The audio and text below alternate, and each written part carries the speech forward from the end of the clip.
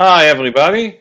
This is Caris Games. I'm your host, Leo Cloud, maker of Axe and Die and other games. Today, with our dear guest, Dr. Price, aka the quest giver wizard for lore. Hmm. That's a trope and then there's usually an old man who's a wizard and he has a big white beard and long white hair, Hmm. and he imparts knowledge and it's kind of a trope in these games. Yeah, I only wish I had a conical hat. And that would really add to the effect. I can give you one. I got one lying around somewhere. Oh my. Whew. Well, so our topic today is democracy and where it came from, and is American democracy an outgrowth of the Bible, as one often hears people say? Would you say that's a fair statement of what we're about, ostensibly? Yeah, Christian values brought about democracy, and by what do you mean by democracy? Because democracy just means everybody votes. Yeah, I guess the idea that that's actually going to make a difference, and you're not controlled by an oligarchy or a plutocracy, where really or in a communist setting, the vanguard of the proletariat knows better Yeah, than it's an oligarchy. proletariat, and so it's It's very an oligarchy. difficult to have a real democracy unless you're a Swiss canton. It's Or a pirate ship. Say Or, again. or an actual pirate ship. All of the members of the ship voted with an equal say on what's going to happen. Yeah, and how are you going to do that with more than a small group of some kind? Like if you're the Uh, bird watching chapter of your town, okay, let's take raise your hands, everybody. It can't be that simple in uh, a nation of any size. But you know right. the idea that you should ideally have equality of rights and opportunities, and um, and that all this comes from Judeo-Christian tradition, which I think is not the case. Not that I'm trying to attack either democratic Western values. I'm not at all, or Judaism and Christianity. I just sort of want to prevent or untangle confusion that one often hears. Because, like, if you're an atheist, for instance, you have people who are very much in favor of traditional Western moral and political values, horrified. They don't want you in office because they think you're like, well, you know, they may be right. I know a bunch of atheists I wouldn't trust. I wouldn't turn back on, but there, in fact, today it seems like atheism is trying its best to fulfill the stereotype, to conform to the caricature. But I am involved with two atheist groups. They're both political. They're not polemical in terms of religion. Namely the Republican atheists and atheists for liberty. And the point is not to crush religion. It's just a bunch of people that say we don't want to have a theocracy, which is always kind of lurking in the wings there. If you say things like fellow conservatives often say, like on Fox every night, God gives our values. We didn't make them up. I have to say, no, I disagree with that. We didn't. It's all a vast, elaborate, brilliant legal fiction. We've set up these rules that the social compact. It's pure pragmatism, and it seems to work great if people are committed to it. You don't have to have a God having created it. So if you happen not to think there is sufficient reason to believe in God, you're not. What did Dostoevsky say? If there is no God, all things are permitted. I don't buy that. I think in First Corinthians, well, all things may be lawful to me, but not everything is expedient.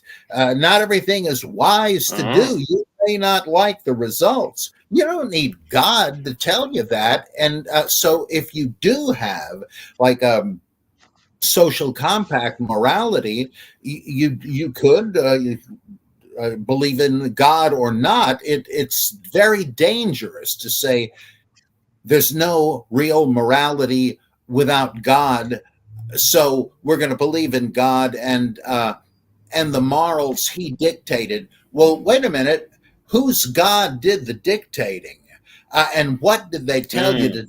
Because there's an awful lot of people in the world who devoutly believe in a God who tells them to go slay the unbelievers. And it might sound a little bad to you. If you were God, you might not give a commandment like that.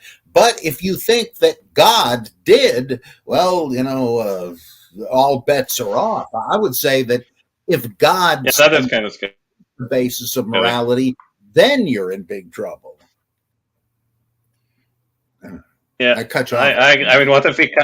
No, I didn't. What I mean, like, that meme where somebody does the work and somebody says something, the guy's just looking at him like this. You know that meme? I'm not sure if I've seen it. Anyways, it's a meme like that. There's even a funny one. They're saying Paul writing a letter that he don't need to get circumcised. He got circumcised a day before.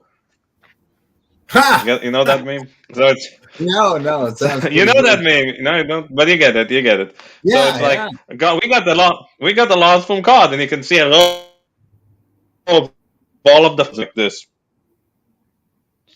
You were breaking up. I couldn't hear. You said you see, and I didn't. I said you see. I said you get somebody saying, "Oh, these laws and come from God and religion," and you see all of the lawmakers and legal philosophers looking at him like this.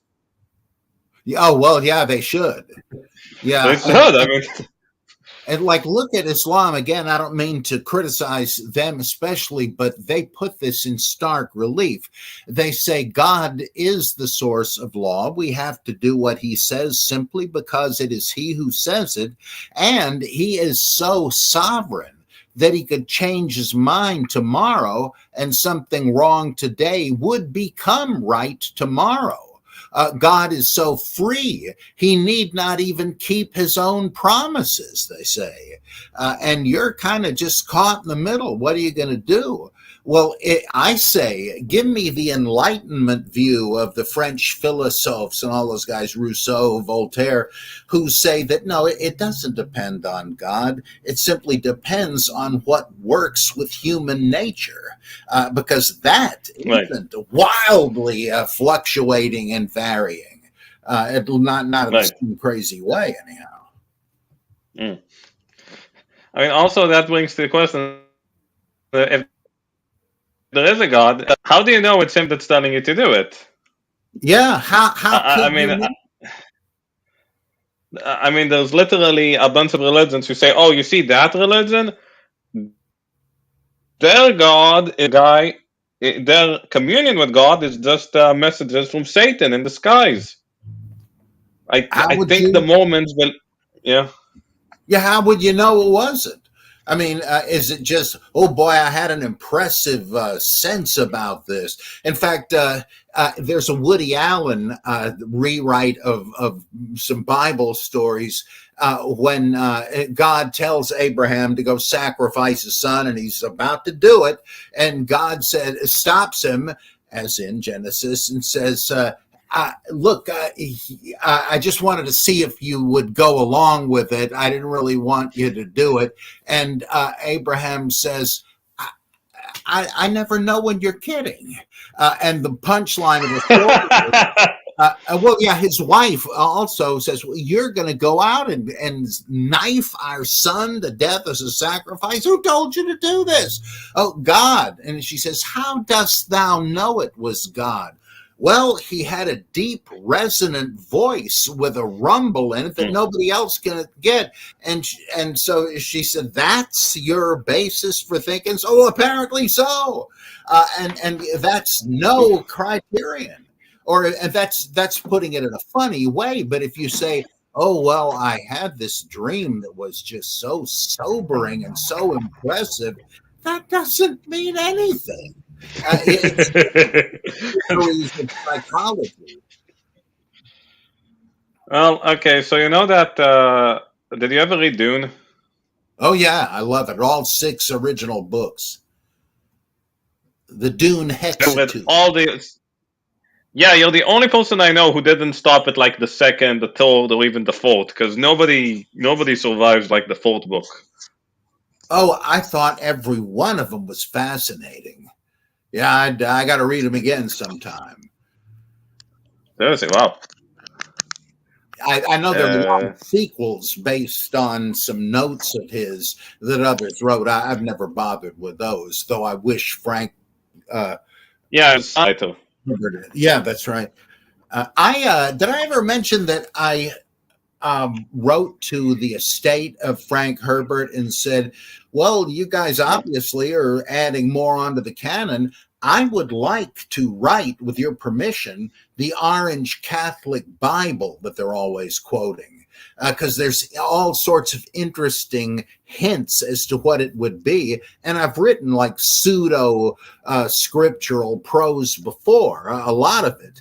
And I think I do a good job. And they said, thanks, but no thanks. We're not looking to start a cult here. And I Oh said, my well, god. you have a literary cult, and of course that's all it would be. But they didn't want to do it. Well, maybe they will tone it off because you know there are actual people who follow the religion of Jediism. Yeah, I get. Well, they say they have. I don't know what that means. Like a whole lot of them in the UK list Jedi as their affiliation on surveys, but I'm almost afraid to ask what it is they actually do, other than check that box on petitions and so on.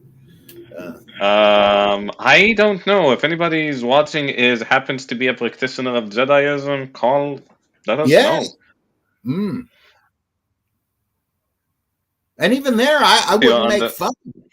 It's kind of interesting if you feel grasped by a myth of recent coinage. What the heck? That's not much different than the founder, in my opinion, than what the founders of the actual historic religions did. Okay, I mean, but George Lucas came out and said, "Guys, it's a made-up religion. Don't take it seriously. I based it off of stuff." There's an episode of Deep Space Nine where the Captain Sisko and a few of the others are trapped on a world where they meet their own counterparts from some kind of time loop thing. I forget what was exactly. Oh god, I hate those. It's like generations have passed, and there's a group of self-styled Klingons based on, I think, Worf and Dax mating and having a bunch of kids. Well, there's very little Klingon blood left by this time, but for them, being a Klingon is adopting the stoic warrior lifestyle of the Klingons. Well, I can see how someone would find that edifying and self-improving. But they're actually showing in an episode a group of people that in effect have bought into an artificial fictive religion, and it kind of shows you, well, it wouldn't be that stupid. And again, that's basically what happened with all the others, in my view. I'm a guy who literally picked up a philosophy because he read it in like two fiction books. Two fiction books. Fountainhead and Atlas Shrugged. Of course. Yes. So I'm not one to talk about picking up something because you read it in a book. Well, you say you embrace. I picked up a philosophy. I picked up a philosophy because I read it in a novel or two. Was this Ayn Rand and Atlas Shrugged and so forth? Yeah, I don't know what's wrong with that. I don't see what the problem is. I love it. Yeah, somebody puts it very clearly and say, "Wow, I can sign on to that." Sure, what the heck? Why not? I don't see a problem.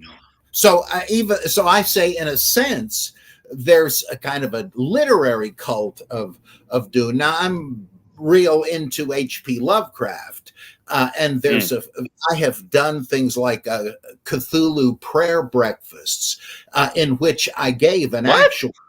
Yeah, up at the different Lovecraft conventions, but it was all a shtick.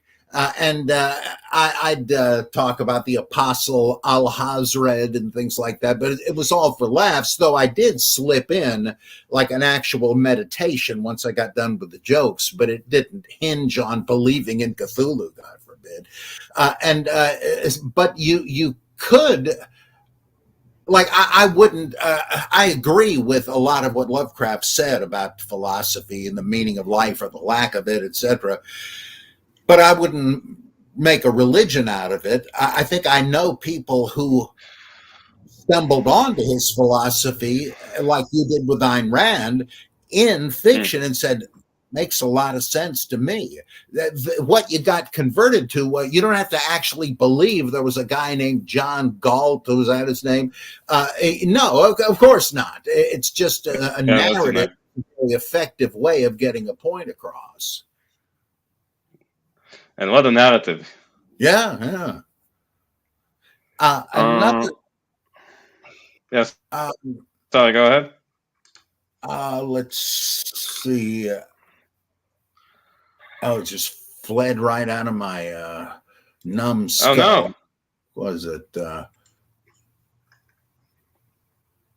I think that's the kind of liberal, not in the political sense, but a liberal Christian approach to Jesus in the Gospels. Do you have to whittle away all the accretions? You've only got to get to the historical Jesus and then you're in business. I think that is a big mistake. Liberal theologians say, look, these narratives convey a vision by showing it alive in a person who sums it up. He is shown calling disciples whose lives are transformed. Well, that's happened to a lot of people who just weren't there, lived hundreds of years later, but they read this and saw this vision of a possible human existence and say, I'm for that. Now, do I know I'm going to heaven when I die? No. But it's about this life, and boy, that's the way to do it. And it doesn't have to be that. It can be Buddhism, Islam, whatever you find. I don't know. Religions tend to be about the other life. This one is an afterthought, before thought, if anything. Yeah, like your reward is in heaven. Don't store your treasures here on earth. Blah blah blah. Yeah, though there's a kind of an awareness occasionally in a parable here or there that if you're doing this pious stuff that religion requires, if you're doing that, like trying to get brownie points to you're selling subscriptions to magazines door to door to win a prize, that's a farce. You can't have any sincere spiritual motivation, and if you do, you don't really care about if there's going to be an afterlife or not. In the Bhagavad Gita, it says you have to act apart from the fruits of action. I heard Robert F. Kennedy Jr. saying something similar in an interview the other night, where somebody said, you're really like Sisyphus rolling that boulder up the hill. It seems the odds are terribly against you and what you're trying to do. And he said, well, yeah, I've had to deal with that. And the way I do is to say, as I think Camus was trying to say in The Myth of Sisyphus, you can't be sure what the outcome will be, but you can be sure whether you're doing the right thing now or not. Whether it ultimately fails or succeeds, you're probably not even going to live long enough to know. But you're living a more noble and fulfilling life by doing the right thing now. That's the only time available to you, not the remote future or the past. And that makes some sense to me. You don't have to know what is going to happen. Well, you can't know how, what? Have I done enough good deeds? It's not like you're not buying it. It's not a question of that. It's about life and how you live it. There may be a heaven, there may not be. Who knows? But that you can't know that, but you can know what is a noble life. Well, you say, what's his face? There was this guy, and his name, I'm not making this up. People looking at it are going to think I'm making it up, but I'm not. His name was Immanuel Kant. Yes. There was a guy named, that's his real name. I'm not making it up. People always think I am. There was actually a guy named Kant. Well, some people don't know. Like the first time I heard it, I thought it was a joke. Oh boy. Well, actually, even if you know a bit more than the crude joke references, it's kind of funny that the word Kant, spelled C-A-N-T, not K-A-N-T, means a lot of baloney. You're just talking here. So that's I think I heard that. I think the origins of this was because his family was originally from Kent, which is somewhere in England. I think that's the origin of his name. Huh. I know he grew up as a Lutheran pietist of some kind, but the shock of studying the history of like the 30 Years' War and so on, where you have people slaughtering each other because they don't belong to the right brand of Christianity. What is going on here? Isn't your religion supposed to be about love your enemy and your brothers and so on? What are you doing? How did you get things so screwed up? Why don't we drop everything but the love commandment? So he said that ought to simplify things. And no, if you know anything about Kant, he never simplified anything in his life. It seems so. If you ever read his work, it's good luck. Really, if you props too. I gave up in the first half page because I was like, this is unreadable. Well, this is literally like reading the Necronomicon. You got to sacrifice your sanity for it. That's what I felt reading A Course in Miracles. This weird thing, supposedly a channeled revelation from Jesus, who seems to have completely lost any literary style he once had. It reads like some kind of refrigerator repair machine. And it's incoherent, self-contradictory gibberish. I say in the book, it's in a book I wrote about several of these things. I said it gives me the feeling of playing great balls of fire on the piano with my forehead, but with Kant, I did get some distance into the critique of pure reason. I was surprised how lucid it was.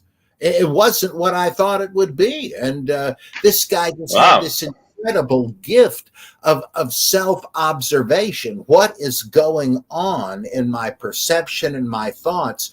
And it was like he was a mind reader of his own mind. Really amazing stuff.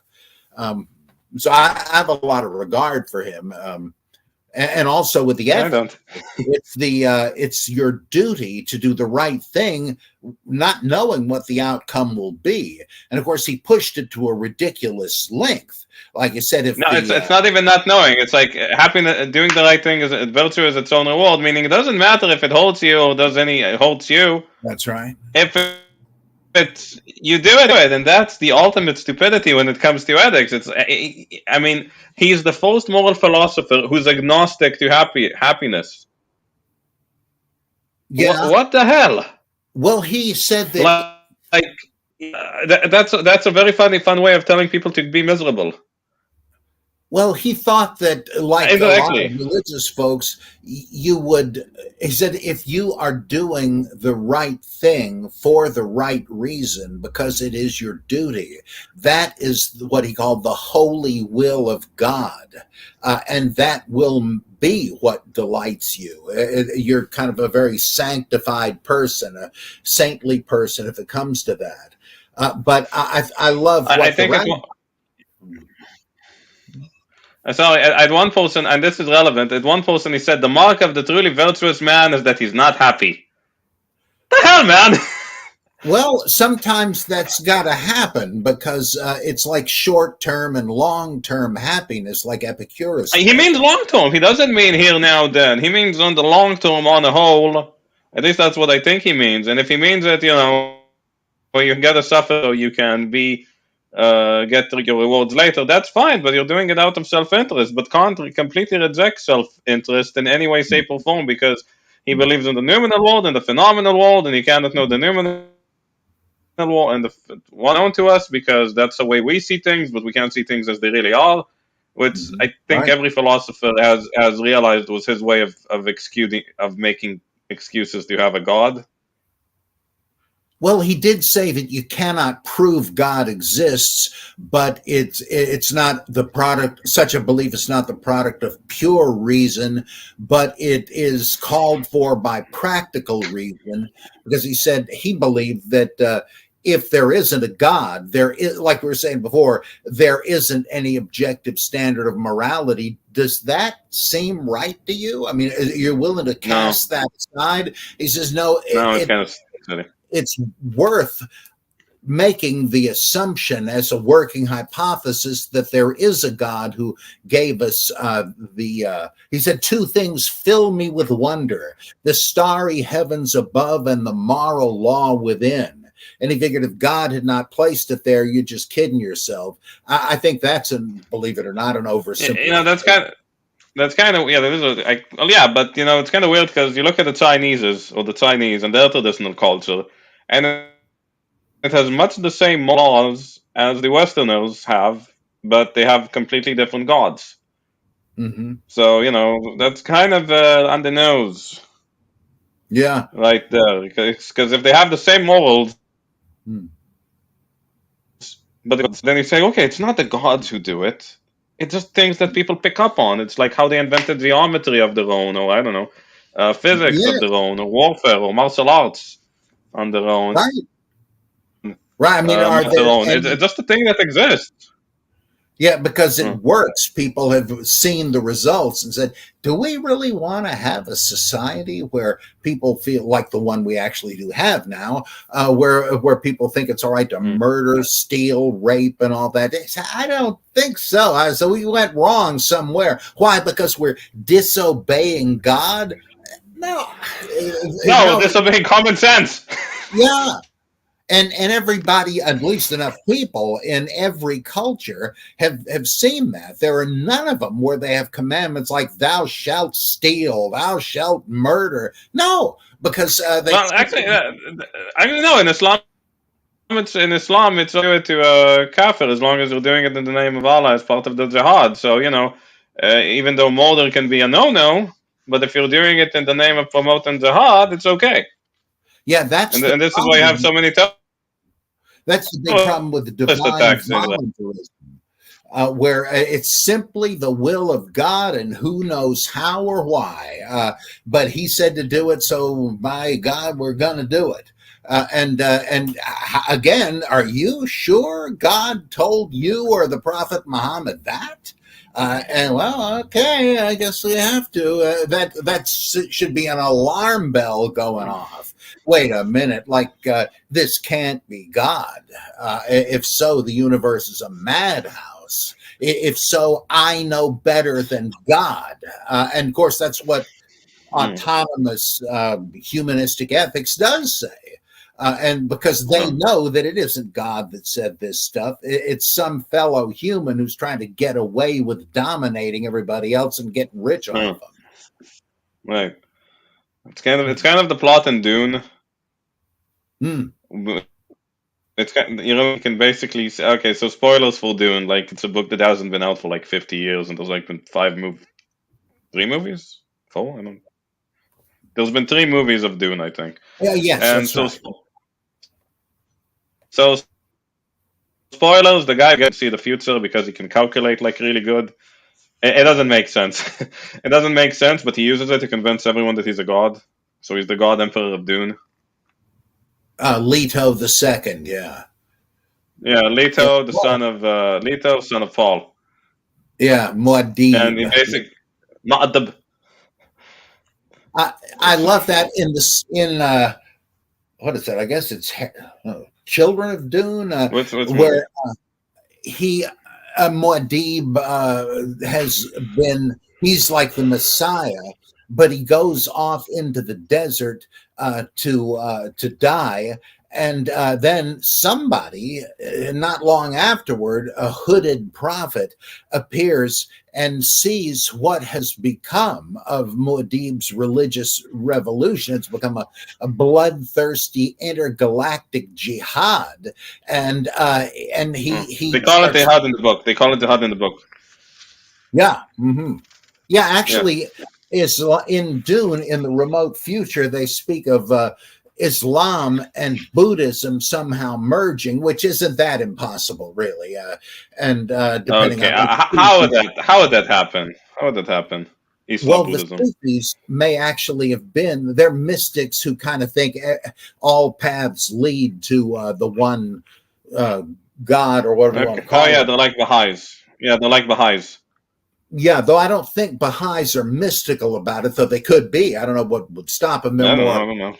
I know they but make very good gardens in Haifa. That's the oh, I love the only thing I Baha'is. can I tell. think very highly of Very them. nice people. Very Mm. nice people. Yeah. I Plus, met I them. think I they're met the some of only. them. Oh, that's. Did you ever see the Baha'i temple in? Is it Wilmette? Haifa. Well, yeah, there's You one mean there. the one in There's one Haifa? in the United States that I've not seen, but there's No, this one in the. I think it's near Chicago. It is I incredibly have never beautiful. been near Chicago. I have never been near Yeah, you Chicago. wouldn't want to now, that's for sure. I mean, I do come from a war zone, but Mm, mm. Yeah, but this is really a so in snake. Dune, okay, so Oh in yeah, Dune they have this guy, yeah, who can see the future, and he convinces everyone that he's a god by seeing the future, and then oh yeah, Paul mm, goes into the and he's the Messiah, but the Messiah was kind of like an invention created by the group of his mother, which is the Bene Gesserit, which are basically like right. Jewish. I sometimes describe them as It's what I'm sorry. Jewish mothers on crack. Oh, Now yeah, there actually are some type of drug. It's not a yeah. The spice melange. spice. It's something. Yeah, No, the spice yeah, melange is something else. The Bene Gesserits don't take it, and the Mentats don't take it.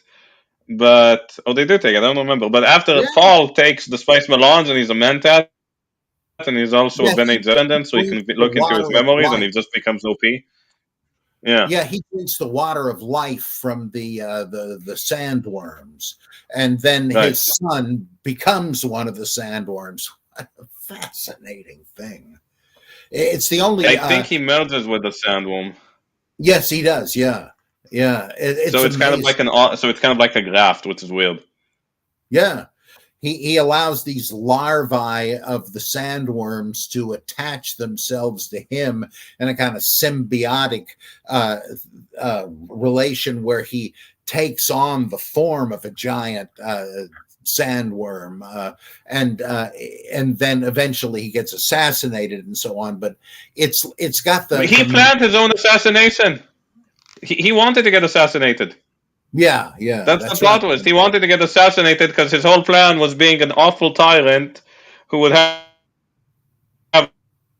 screwed up. That was awful. Let's never do that again. Yeah, and then they go do stuff because he had to prepare for an imminent threat that was an imminent threat, and he had to make sure that people had free will. So he just bred an ancestor of his that he couldn't predict because there was this threat in the future, and this threat in the future turned out to be like AI. Yes, because the guy who made it died before. Am I getting the plot right? I have to admit I'm fading on the details because I read all 6 books back when Bush and Gore were battling in the election, whenever that was. So it's been years. Oh So wow. some things are clear to me, but others. But I thought at the time, and Yeah, sorry, go ahead. I still think that this is the only real competitor to the Lord of the Rings. Both posit and describe these fantastic worlds and societies, complete with religions and so on, and with all kinds of detail, as well as good characters. And it isn't just like Saturday matinee stuff. There's a real depth to both of them, and those guys really modern myth makers. You know that Tolkien I mean, he said heavily disliked, which means hated in British. Dune. What did Tolkien say? I missed a couple. He intensely dislikes Dune. Oh, I didn't know he ever read it. That's interesting to know. Huh. He said he intensely disliked it and he doesn't want to talk about it. But I mean, I think you can see the reasons why. I mean, Tolkien was a Catholic and he believed in myths, had some type of them. And here's Frank Herbert making this book and telling you that religion is really just a sham and it's all cultural manipulation, and myths are just cultural manipulation by the Bene Gesserit and just charismatic leaders, and it's a kind of a cynical and bleak view on life and machines too. Though he sort of anticipated a modern hallucinogen spirituality, because it turns out there was this stuff, the spice, that awakened superhuman abilities in those lucky enough to have access to it, and it did What? make No. possible foretelling the future, prophecy, in real life, no. Well, in real life, you just apparently transformed by visions and all of that, and that's enough for some people, like ayahuasca. Disassociative. Yeah, I just think get so. Dissociative personality disorder, depersonalization disorder, which is like dissociative disorder, which is probably what's going to happen to you. So don't try it. Oh, I agree. But it has kind of become a religion to people, the ones who have benign experiences with it, because they start believing in Mother Ayahuasca, as which to take the whole experience seriously, they kind of have to do that, or it doesn't make any sense. So they do believe in it. That's sort of like in Dune with what the spice makes possible, like folding space and all that kind of thing. And it's doesn't let you fold space. No, it doesn't let you fold space. There's another thing that lets you fold space, and what it does, it lets you do the astral navigation predictably enough, so you can fold space and not end up crashing into something.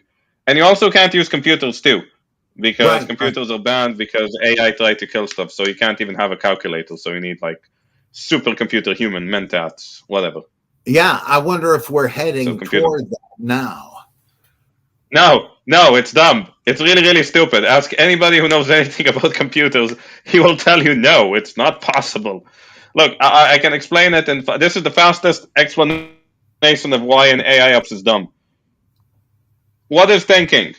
A lot of things, but it involves choice. What do computers do? Follow commands. That's all. If somebody tells you that's not, he's lying. If somebody tells you that's not what thinking is, as in thinking doesn't have choice in it, he's just a silly determinist who is lying to you about stuff. So all of this AI phenomena is a disguise. And also notice that how you become smarter in Dune. You just increase your calculating power, and you suddenly have an epiphany. And you express something that Herbert says outright. You adopt the naive mind, meaning you don't apply concepts, you don't apply ideas, theories, notions, whatever. You just let the calculations run through the head and you get it. That's as close to a religious epiphany. What? It's sort of like the muse with art and creativity. You kind of have to get out of the way and let it bubble up. or gush up. I gather, I mean, that if you try to do it, like Yoda says, there is no try. I wish they'd have tried a little better writing that movie, but Oof. No, anyway, Herbert's idea of thinking is broken. Like for amazingly for the amount of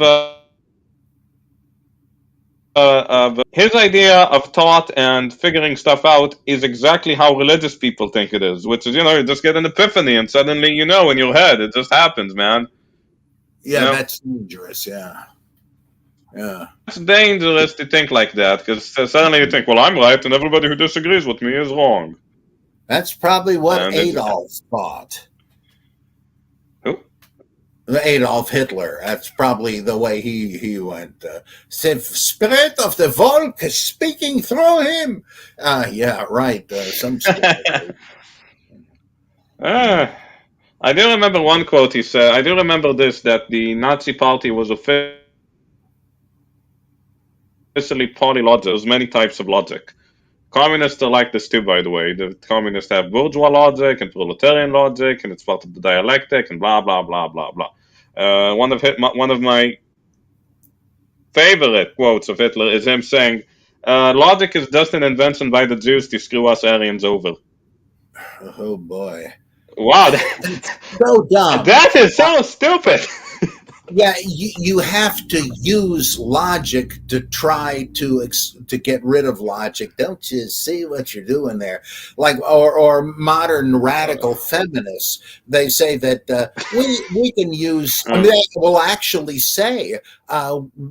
It's like they're reinforcing the stereotype that women are all hysterically emotional rather than rational, because they say males have logic that was invented by the dead white male Aristotle, and it's oppressive. We have a different epistemology of feeling. That, in other words, you. God, no! Don't say that! Don't say that! Plus, no. You're mounting a logical argument, though it's unsound. You're contradicting the very thing you're saying while you're saying it. It's just incredible. But that's what you have to do to win the game. You have to cheat. Like the idea that. Well, when I heard this, I was in this sort of self-criticism camp thing on a podcast a couple of weeks ago, where they were trying to discount me because they said, well, scholarship and theoretical work and all that, it is different from the thinker's politics, and we shouldn't reject the one because we don't like the other. But then they start seamlessly going into rationalizing why it's right for them to do precisely that. It's like you can't get your point unless you're cheating.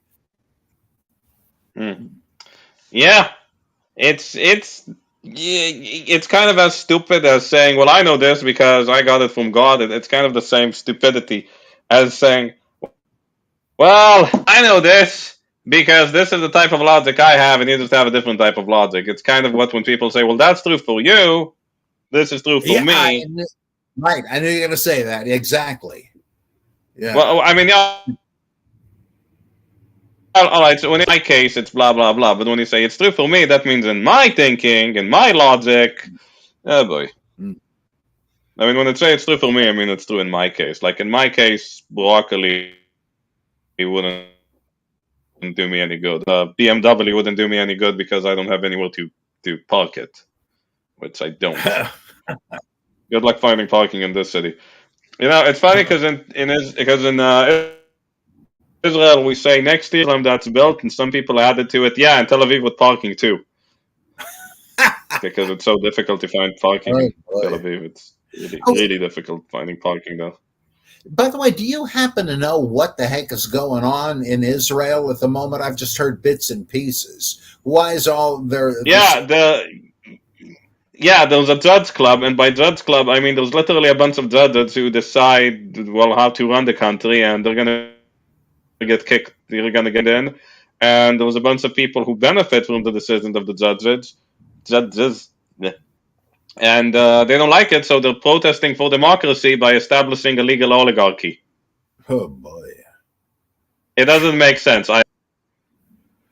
I mean, they can say, look, I don't want this because I don't want the religious. There is a religious majority, and because they can have a lot of kids, and they get welfare, and they get a lot of welfare per kid they have.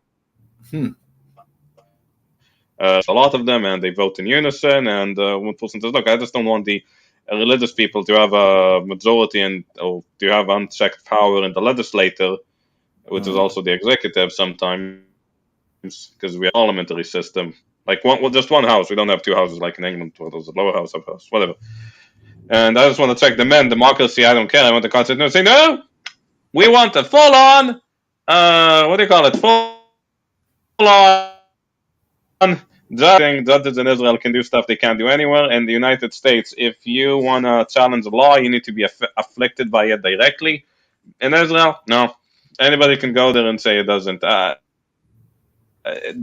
guy, Barak Aaron, or Aaron Barak, I forgot how you say it all the time. It's weird. He has like two first names. He has two names that could be a first name or a last name.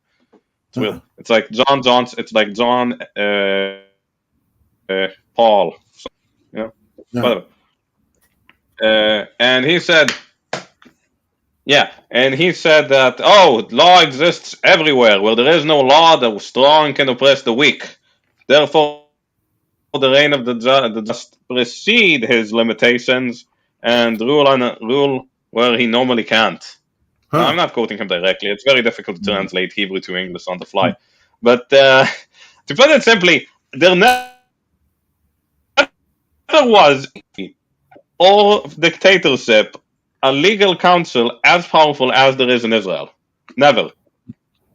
This didn't happen. Yeah. Yeah, so I noticed, and I know people who go protesting. Yeah.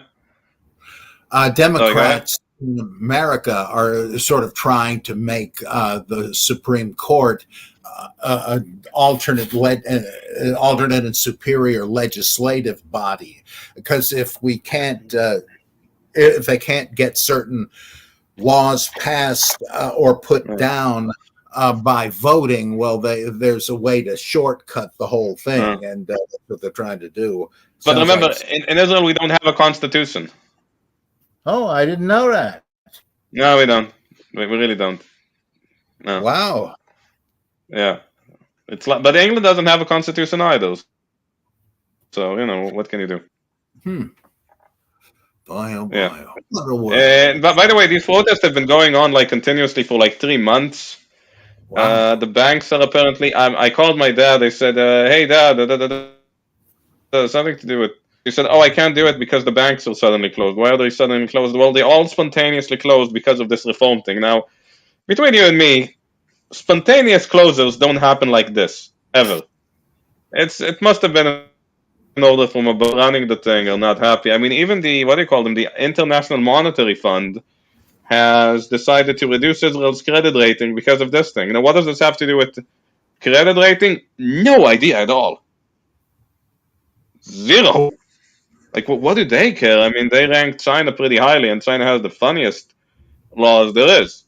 So, in reality, I think it's just obvious at this point that all of the vested interests, the people in power, it's a lot easier for them to, they're going to be lobbyists, but it's a lot easier to control a bunch of judges than to control a bunch of parliament members. Go figure. Yeah, no, it's not. Media outlets are framing this as Israelis protesting against the occupation, and this is pro-Palestinian within Israel movement. I do know people who are using this as an opportunity to piggyback. There are a lot of Israelis, both Jews and Gentiles, who are pro-Palestinian, and they're using this as an opportunity to piggyback on. Boy, that's suicide. Israel is a crazy place. Israel is a busy place. You get used to it. What for us sounds normal, you get used to it. Oh, shit, I forgot. This is unrelated. I wanted to say it, but this is a good time to say it. So you remember when you talked about the 30 years war? Mm-hmm. Right. And I heard this joke from an Irish person. He said, okay, so it's the times of trouble, and a guy from Japan is driving down the road between North Ireland and the Republic of Ireland out. And he suddenly stopped, and two IRA terrorists get him out, and they say, are you a Catholic? Or are you a Protestant? And then he looks at them and says, I am Shinto Buddhist. And then Oh. they look at each other. Wait, are you a Catholic Shinto Buddhist? Or are you a Protestant Shinto Buddhist?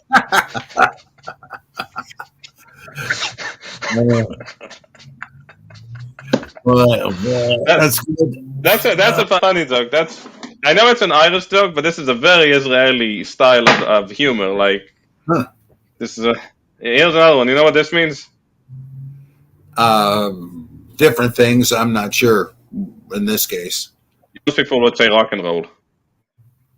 Uh-huh. Well, most people say rock, but in Israel, but the joke is, no, this is a bomb diffuser saying hello Oh. because his fingers got blown up. Mm. Oh boy. Yeah, I first saw this. Wait, I got it. What? I first saw that in Doctor Strange comics. He would make the gesture with the hands, and now it's hook 'em horns with the Longhorns team, or it's the horns of Satan, and so it means a lot of different things now. I mean, I always thought this is Spider-Man. Yeah, well, yeah, same artist, Steve Ditko. Spider-Man has the web shooting trigger in his palm, so. Yeah, which is weird because I always thought he can just produce that fluid from himself because he's a spider person. Well, in the Tobey Maguire movies, that was a change they made, so it was organic. But in the comics and in the second and third movies, he had like a bracelet of cartridges of this web fluid that would begin to solidify upon exposure to air, and he would have a pad in his palm, to a button to make it shoot, and hence he had to have the two fingers there and the others out of the way, and so he would shoot the web. And this funny scene in Spider-Man No Way Home, where they have this interdimensional thing, and the three Spider-Men from the whole series of movies get together, and the two of them that don't have the ability to make the web say, wow, how do you get to do that? That's pretty funny. Great flick. Well, is the cartridge the thing he makes from his own body, or is it just something he synthesizes at home? Like where does he get the cartridge? Well, the web stuff is a fluid he designed. He was a chemist, and it's sticky and confining, but also very durable and hard to get out of. So he would spray it at the crooks after he beat the hell out of them, and they're in a line in a heap, and so he puts this net of web around them. But also he swings from buildings. Yeah, that would be ridiculously. I mean, that gotta be. But the funny thing is, you realize that in the Marvel universe, any random guy who knows enough chemistry could just go to his lab and make this stuff and sell it. And why aren't they using this left, right, and center anywhere in the Marvel universe? And it's only one guy from Brooklyn. Is he from Brooklyn? Queens, I think. Yeah, only one guy from Queens is using this incredibly useful solution, and it has nothing to do with him being a spider individual. What gives? I obviously it's for dramatic reasons, but they do have a pretty good sense that if Tony Stark and all these people can invent these weird things, well, there's probably a whole lot of people that can, and that's why you got the whole sky populated with supervillains. So they're kind of or their natural law that radiation is actually a good thing, because chances are you're going to mutate into a being with Yeah, superpowers. yeah. Like once you Yeah, you're not establish gonna get that, cell well, what damage. the heck? Why not have everybody do That's too hard. That's the solution. No, but my favorite is always the one where he just does it because he's a spider person and he creates webs from his arms. I mean, at least Yeah, he doesn't do it from his butt. that's the Tobey At least, Maguire version in the first set of. at least he doesn't do it from his butt. That would be pretty bad, wouldn't it? Yeah, that would be more I mean, accurate, that I would be, guess. I but mean, it does I come mean, from abdomen, I think, right? The head yeah. thorax. Yeah. Wait, abdomen. I guess. I mean, you can just say that. No, he just has it everywhere on his body. He just chooses to use it from his arms because he's a spider person. Like, just don't think about it too much. It's cool. Do it. Yeah, you have to be willing to just grant a whole lot to enjoy. Oh, also, he's not a mutant, so he cannot join the X-Men because even though he got his powers from a mutation, he's not a mutant. Yeah, that they dance really around weird. that sometimes. Like, was Really the weird. Submariner a mutant? And they finally decided he was, though it really was a matter of him being a hybrid. He had one air-breathing land blubber parent, and the Queen of Atlantis. They were his parents, so he's a hybrid. But somehow they considered that a mutation, and he's been a member of the X-Men every once in a while. He can be both things. He can be both things and still a mutant. It just he could have just gotten the mutation gene from his dad, and he happens to be a prince and a mutant at the same time. Makes sense. Because all the Atlanteans are not like him, and same thing with Aquaman. Yeah, he's special. Yeah. Well, Aquaman and Submariner are basically have the same backstory. Yeah. But Aquaman is special because he has the hybrid. I don't know, for some reason he tend to have more exaggerated qualities than their parents, like ligers, or liger, which is like half lion, half tiger, and they're bigger because they just don't have the gene that says no, stop. Mm-hmm. They just don't have it to be ridiculously big. So he could just be, look, I'm just Aquaman, and the gene that makes Atlantean strong. Yeah. Well, I simply don't have the genes that tells me to stop being. Yeah, that's pretty good. I love people doing like pseudo-scientific rationalizations, like the blueprints for the USS Enterprise. How would they do the warp speed thing? You don't know because it hasn't been discovered. No. They fake it, and that's a lot of fun. Yeah. Oh, also, this is, by the way, how they explain why the children of Saiyans in Super Bowl have much more potential than their parents. Oh, because they just don't have the gene that it's like a liger. He grows and he grows because he just missed out on the gene that, like the lion gene, that tells the lion is not the tiger gene. So he has the tiger gene that tells him to grow big, but not that. You get what I'm saying? Yes, yeah, that makes a lot of sense. I didn't realize that. Yeah, I think that's how it works. Wow.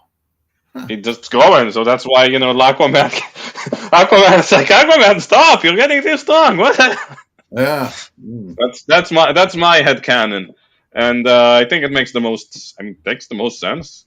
Did you happen to notice in the first Aquaman movie, you see in the home in which he was raised, his parents have, I think, a coffee mug or something sitting on a pile of paperback books, and one of them is a collection of Lovecraft stories containing the story The Shadow over Innsmouth about fish human hybrids.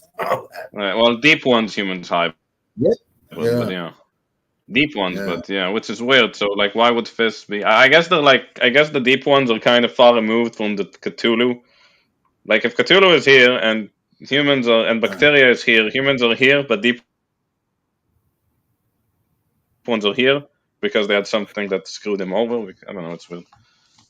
Yeah, It's really weird. Lovecraft does get into miscegenation in the Shadow over Innsmouth, and the deep ones make a deal with the fishermen of Innsmouth who are going bankrupt that if you let us mate with your women, then we'll see to it that you never have a bad catch of fish. And so they decide to do it. So, but the ones, the offspring of that eventually become deep ones. So how different Ah, were they? I've never seen anybody explore that. That's probably the wrong way ah. to approach I kind of it. like this. Yeah, no, it's kind of weird because you always get these legends of these people were visited by a group of heavenly being or Mm. anointed mystical beings, and they just ask them for a bride every now and then, and in return they got a great harvest. Well, here it's flipped on its head, and yeah, you basically just prostituted all your women as breeding sows or breeding Mm. cats. You got for it is fish, and now you're facing the problems for it. Good job. So they're kind of Yeah, subverting that's that I guess mythological, I guess folkloric trope of the mystic tribe that gives you lots of food, whatever. That exists a yeah. lot in like Celtic culture. Hmm. Yeah. Not Well, without the Cthulhu things, like it's considered positive, like the Fae come and the whatever. Uh, hmm. Well, with Lovecraft, it was sort of a political allegory. He didn't like. I don't want to just bluntly say he was a racist. I guess you would have to say that, but it was a bit more than just stupid bigotry. And nonetheless, he was a bigot. I agree with that, and it's awful. But okay. he was more like Jimmy Carter, who made the mistake during his election campaign of saying that he could sympathize with those who didn't want new ethnic groups moving into their traditionally white or Uh, whatever neighborhoods. And he said, it's a matter of ethnic purity. Lovecraft was like that. I mean, I feel a little bit uneasy at that. History moves on. You got to see the possibilities. okay. And Okay. So I actually hold two things. I hold that one that he was an anti-Semite, and two he married a Jewish woman. And which one of those was it? well, both. But he also, the old thing that is What the supposed to fuck? be true. Sonia Haft Green is his wife. She was Jewish, and Uh, he had real close what? friends like Sam Loveman, who was a Jew, and Uh, wasn't aware of all the time he spent with Lovecraft that Lovecraft was an anti-Semite. And after Lovecraft's death, somebody let him in on this, and Loveman freaked out. That no good SOB,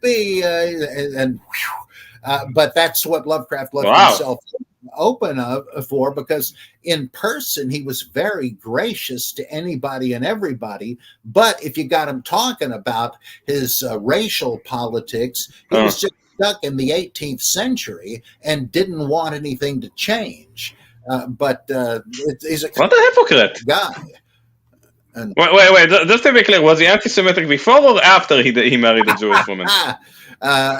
before, I gotta ask seriously. but it's not like, I apparently gotta it's ask not. seriously. What's his face? That philosopher Heidegger, who was a Nazi, dated Hannah Arendt, who's Jewish. I was Jewish, I'm Whoa. dead, but yeah, I'm like, well, was that the fact was like well an origin story? I'd be anti anything if I dated Hannah Arendt because she was a bitch. I'd be anti left-handed people if she was left-handed. See, it's awful. Mm. Fan of her work, awful person. Uh, Hey, what do I want to say? I actually started working on a Cthulhu thing of my own, and Oh, if anybody in the future is watching this and picks up the Cthulhu game or the Cthulhu story, spoilers, la la la la la, spoiler. Okay, now you've been warned. Okay, so I guess I should start. So the in 4th century Israel, 4th century Israel around the 60s, and there's a bunch of weird occurrences, and this is just before the Jewish war happens.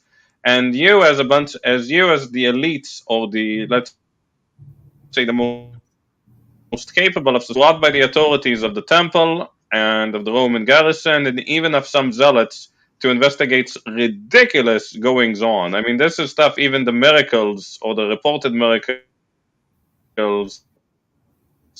can't. I'm going to investigate it because you think, oh, finally we have our Messiah coming. And if you're a Roman, you're like, okay, this is just PR and agitprop by the rebels. And if you're part of the temple, you're saying, like, this is ruining the traditions of our religion.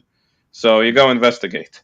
And it starts out as what the people playing might think, oh, this is just demonic possession and angelic possession and miracles and quickly you discover things are much more eldritch than they seem. And the climax of the story, now I got to go back in the background of this a bit. So in this universe, there was once a entity that managed to devour the entire universe. This was before the material universe even existed. And this is because this great entity that devoured the entire universe, after it finished devouring it, went to sleep. Because it had nothing to do. Because it basically everything and it ate everything. So it's like an organism that encompasses the entire known universe. Okay? And it went to sleep. It is dreaming, and it has various dreams inside of it that all want this organism. But we're not part of the dream. The material universe we know is a byproduct of the dream itself that we're living in. And in fact, we one cycle of this great dream. So if you imagine like dream patterns, this is when he's like tussling about in sleep, and his dreaming is kind of not as it used to be. Okay. Like if you ever seen a dog, its leg moves and then it's like stops moving and then it moves again. This is when the leg stops moving. That's the material consciousness we live in. The material universe we live in. So just to say how insignificant we are to this guy, we're not even his dream of his dream. We're not even his stomach or its digestion or the refuse of its digestion. We're a byproduct of the refuse of its digestion. Yeah. I'm not sure I followed that. It's okay. It's okay. I didn't follow it too well either. So, big entity, devour the universe. It's now dreaming. It has dreams that are parts of consciousness, and every dream wants to take over the entire consciousness, so it can become this big entity thing. And our material universe, however, is completely separate from all of these dreams. It's simply a byproduct of its sleeping. Right? Our world of experience is a byproduct. Our material universe in this setting is a byproduct of this entity's sleeping. Is it produced by, Okay. Well, why is it not like a dream of the entity in that case? Because the dream is other stuff. The dream is other stuff. Those are like the quote unquote angels and demons. That angels and demons that the people think are responsible. But it turns out these angels and demons aren't really angels or demons as you might imagine them. They're simply products. They're simply dreams of this entity. In the dream itself, it's just a byproduct of the dream. Right?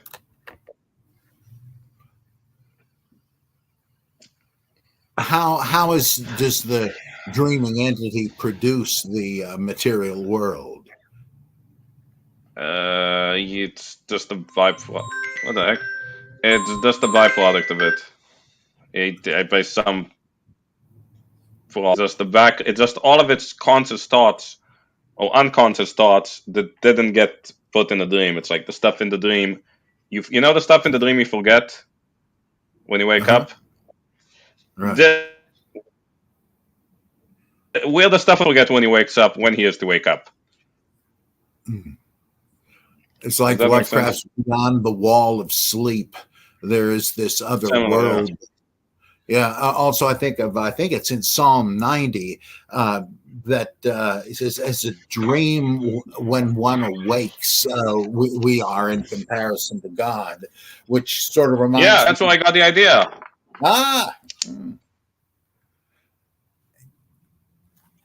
Yeah.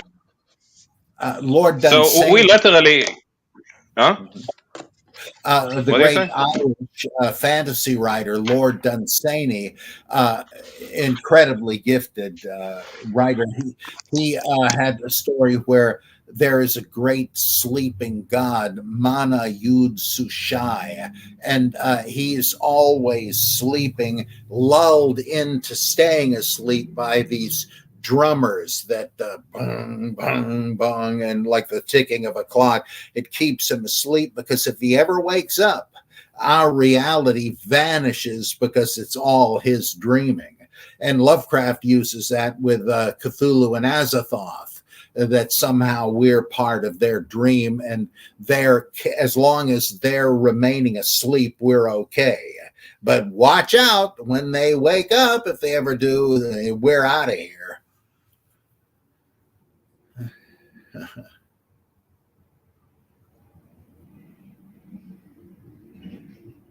I don't hear you if you're saying anything.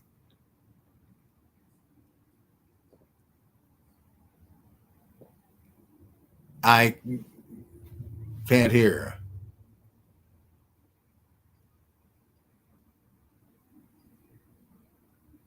Can you hear me now? Yes. Uh-huh. Yeah. Okay, I accidentally pressed the button. No, so in this scenario, we're not even part of the dream. We're part of the dream that gets forgotten. That's really interesting. Yeah, I like that. That's taking it a step further. Like, oh, you're not even part of it. You're not in the equation at all. The fact that you're around is just a pure coincidence that you're around. It's not even a coincidence that you're around. Now, there is a small caveat to it. When you enter the realm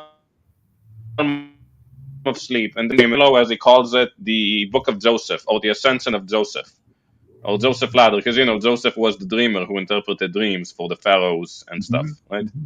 So Philo calls it the Book of Joseph, drives this epiphany that he had, and he also discovered that the power of belief transcends this material realm and is a way for us to communicate with the lower angels and demons, and they can interact with us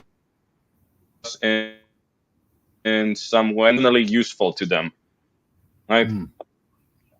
So, and because of this, there's one of the plot points is that in the 70s, uh, you need to stop a ritual that's going to take place in the temple, which is going to use the vast zealotry of the rebels in order to pierce the veil between the dreaming world, the non-dreaming world, and the dreaming world. So a dreaming world, which is going to wreak havoc on our reality, but is going to let us join, but is going to increase the standing and power of one of the angels or demons, whatever. Fascinating. We might Wow. get assimilated. So we might get. Also, this implies that there are other pocket universes of dreaming and non-dreaming that just exist out there, and we're detached from them. And sometimes they come here, they don't. Sometimes they come here, sometimes they just don't. Um, they don't really exist in space. But this ritual on the Temple Mount is going to be used in order to assimilate us with the dreams, demon angels, with the use of one by via way of one of the smaller angel demons, which are dreams. Hmm. And to That's stop really this, guess what you need to do? I'm stumped. Destroy the temple. Destroy the temple, which actually Steph, happened. Stephen Huller, he has got a heck of a creative imagination, theorizing about all this stuff. He wrote a book some years ago called Jesus the Good Samaritan, in which he suggests that Jesus was a Samaritan, and therefore, when he attacks the temple in the Gospels, he's trying to start the destruction of the temple because they believe somehow that if the temple sacrifices are stopped, the world will come to an end, and that's what they want. But he never published this. It's pretty interesting. You'd get a kick out of this, I bet. I hate to say Yeah. it, but So, because I got another. no, it was getting good. Okay, it's Well, fine. It's yeah, fine. It's fine. all been good. We can Uh, continue this another tomorrow. Yeah. Eldritch. By the way, can you just imagine the cosmic shock of being a zealot Jew at the time and realizing not only your entire idea of your religion was completely wrong, you also need to destroy the temple, not reality is just gonna keel over on itself. Wow, yeah. Take 50 points of sanity damage. I mean, sanity damage. What was the psalm? What was the psalm you said? This is in Psalm 90. 90. The prayer of Moses, the Which man of verse? God. Hey. I had a little demon here, Hey. kind of misbehaving. Maybe it's an angel. Maybe it's an Yeah. angel. Usually she is. Actually, I do like how like biblically accurate angels would make pretty the eyes and the wings. What, I missed some words there. You winked out. The biblically accurate angels would make pretty good abominations with the eyes. Yeah. Kind of. They would. Yeah. You're gonna be silly you see them then. So wait, Psalm 90, which number? Number 90, and it's a fairly short psalm. I forget what verse. No, I'll just read it in Hebrew. Yeah, it's one of my favorites. Because I can't do that. I can't do that. Yeah, bravo. Yeah. I didn't do anything to do it. It's like you speaking English. You didn't do anything to do it. You just got it one day. And some people have thank you, Dr. Price. Yeah. Sorry, what did you say? Well, some people have trouble with that, even if they were raised in it. But yeah. I do need to get going because I got another podcast to be. All right, we'll continue this another time after I get more ideas for this. But trust me, it will be cool. So far, I'm glad you like the way it's going. Yeah, fascinating. Okay, I'll see you soon. Just end this thing, and I do it like this. Bye, guys. Thanks for joining.